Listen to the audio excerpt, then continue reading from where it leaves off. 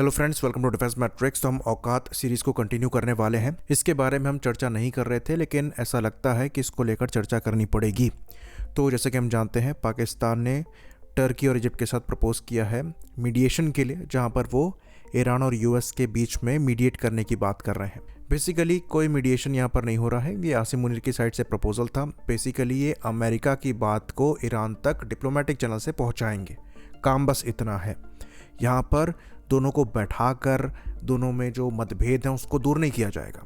इनको बस यूएस का प्रपोजल ईरान पहुंचाना है और ईरान का प्रपोजल यूएस पहुंचाना है। और अगर दोनों कंट्रीज के बीच में कहीं पर अग्रीमेंट के आसार दिखाई देते हैं तो हो सकता है पाकिस्तान बैठने की जगह बन जाए। तो ऐसा नहीं है कि पाकिस्तान बीच में बैठेगा और दोनों कंट्री आमने सामने बैठेंगे और दोनों की लड़ाइयों को पाकिस्तान बीच में बैठ के सॉर्ट करेगा। ये मीडिएशन का काम वही कंट्री कर सकती है जिसके वर्ड्स की वैल्यू हो, क्योंकि मीडिएटर की भी गारंटी होती है।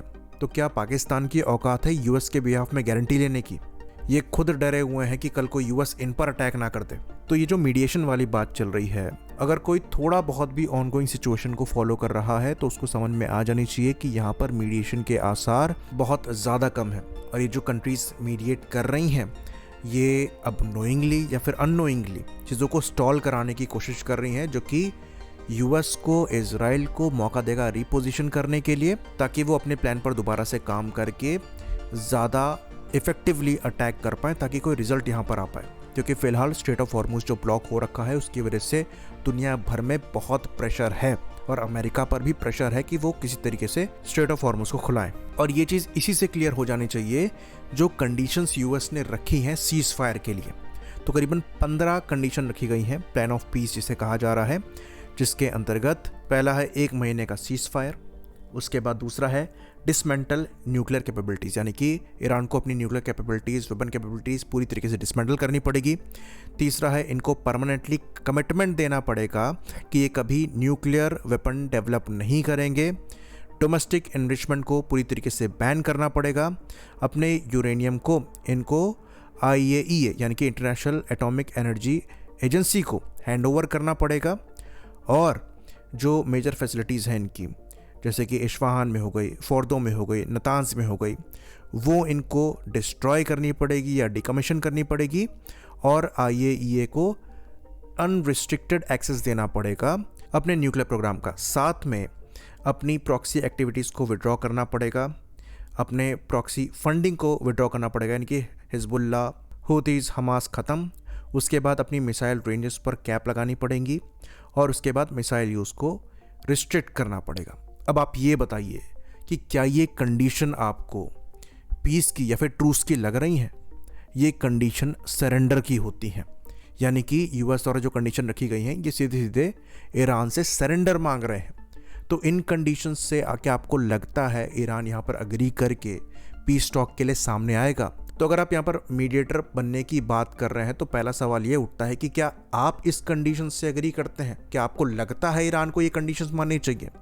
क्योंकि अगर आप ये कंडीशन मान रहे हैं तो इसका मतलब सीधे सीधा ये है कि आप इजराइल की मदद कर रहे हैं, क्योंकि ये सारी कंडीशन इजराइल को फेवर कर रही हैं।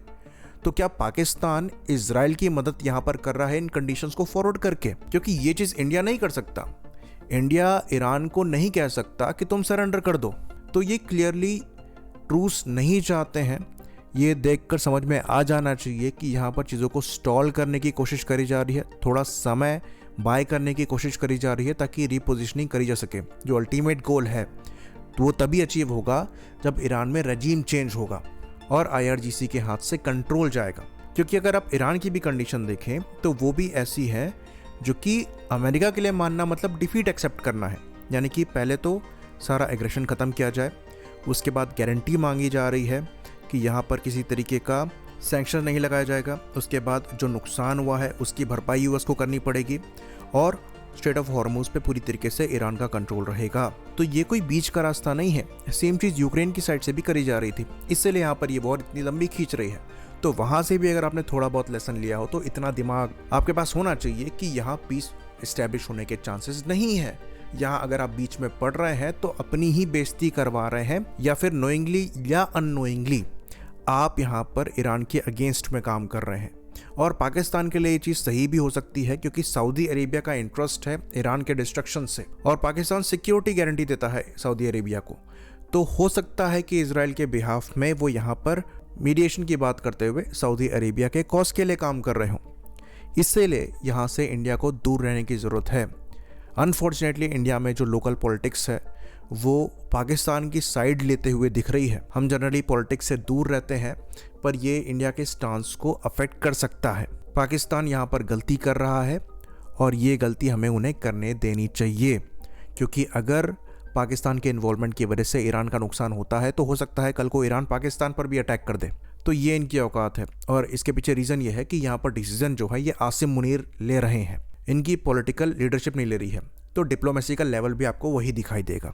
आई होप इन्फॉर्मेशन यहाँ पर क्लियर रही हो। इसी बात पर इस वीडियो को हम खत्म करेंगे। लाइक करिए, सब्सक्राइब करिए।